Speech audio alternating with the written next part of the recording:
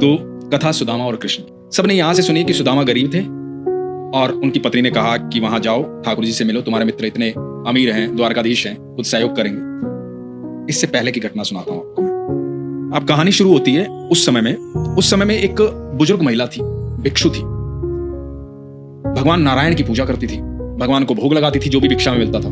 तो कई दिन से कोई भिक्षा नहीं मिली थी, तो एक दिन शाम को उसको भिक्षा मिली, भिक्षा में चने मिले। चने लेकर के घर पहुंची और प्रभु नारायण को बोली कि प्रभु अब तो रात हो गई है, अब मैं भी सोऊंगी, तुम भी पानी पी के सो, सुबह भोग लगाऊंगी, सुबह मैं भी खाऊंगी, 3 दिन से कुछ खाया नहीं है हम दोनों ने। और उसने वो चने जो है पोटली खूंटी पे बांधी। अब वो सो गई। रात को इस वृद्ध महिला के भिक्षु के घर में चोर आया। उसने, चोर ने देखा कि पोटली कुछ बंधी हुई है, उसने पोटली उठाई, वो भागने लगा तो आवाज हो गई, ये महिला उठ गई, ये चिल्लाई।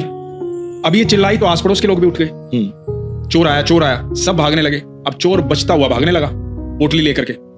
चोर भागते भागते पहुंचा संदीपनी गुरु के आश्रम में और लोग इसको यहां ढूंढ रहे हैं। अब जब ये संदीपनी गुरु के आश्रम में पहुंचा और बाहर से लोगों की आवाज आ रही थी इसको पकड़ने वालों की, ये छुपा रहा। जब सुबह के 4 बजने वाले थे, इसको लगा भाई तू पकड़ में आ जाएगा, ये पोटली छोड़ यहां से निकल, क्योंकि पोटली हाथ में दिखेगी तो वैसे पकड़ में आ जाएगा। अभी तक किसी ने देखा नहीं है तो ये पोटली वहीं छोड़ करके भाग गया।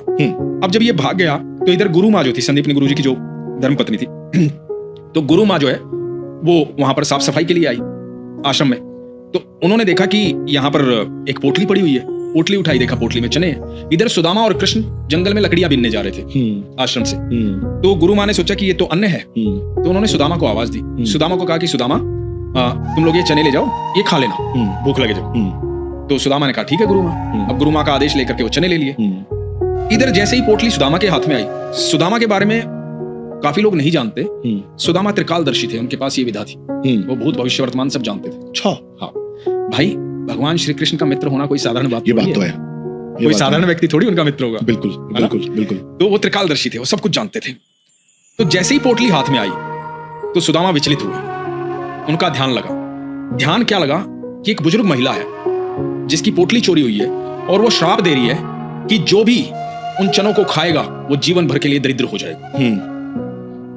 तो ये श्रापित पोटली है। अब गुरु माँ ने दी है, गुरु माँ को तो पता नहीं, ना कृष्ण को पता है, सुदामा को पता है। पोटली लेके चल दी है। अब सुदामा चिंतित हो गए। सुदामा सोचने लगे कि यदि कृष्ण ने चने खा लिए तो ये तो अनंत ब्रह्मांड के रचयिता है, यदि अनंत ब्रह्मांड का रचयिता दरिद्र हो गया तो दुनिया का क्या होगा।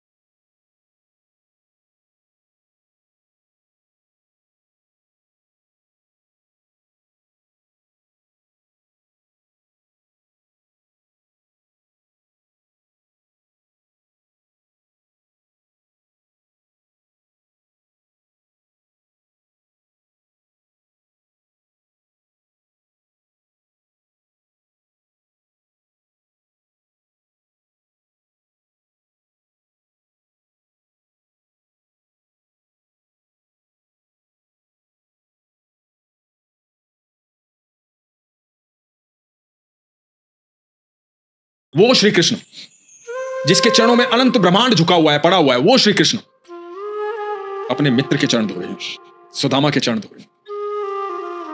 अब सुदामा हैरान है, अनभिज्ञ है, अपने मित्र की ये लीला देख रहा है, कुछ समझ में नहीं आ रहा है, प्रेम में भावुक है, आंखों में अश्रु है, रो रहा है।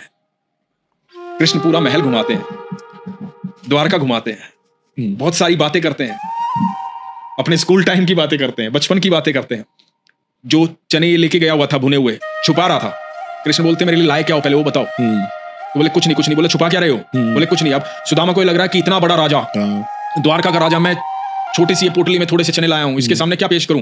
वहां रानी रुक्मणी खड़ी है, सत्यभामा खड़ी है, कैसे कहूं इनके सामने कि मैं क्या लेके आया हूं? सोचेंगे कैसा मित्र है ये, क्या लेके आया है? तो कृष्ण ने कहा कि पीछे छुपा क्या रहे हो दिखाओ। और कृष्ण ने वो चने लिए और खाए। और ठाकुर जी इतने प्रसन्न, इतने खुश, आनंद में, मतलब इतना आनंद, इतना खुश कभी रुक्मणी जी ने नहीं देखा था, उनको सत्यभामा ने देखा, इतना आनंद में कभी भगवान को नहीं देखा था जितने आनंद में वो सुदामा को देखकर थे। अपने जीवन काल में कहते हैं कि श्री कृष्ण की आंखों से 3 बार आंसू निकले हैं। एक जब ब्रिज की याद आई थी, मथुरा चले गए थे। एक कहते हैं पितामह भीष्म के लिए, और एक सुदामा के लिए।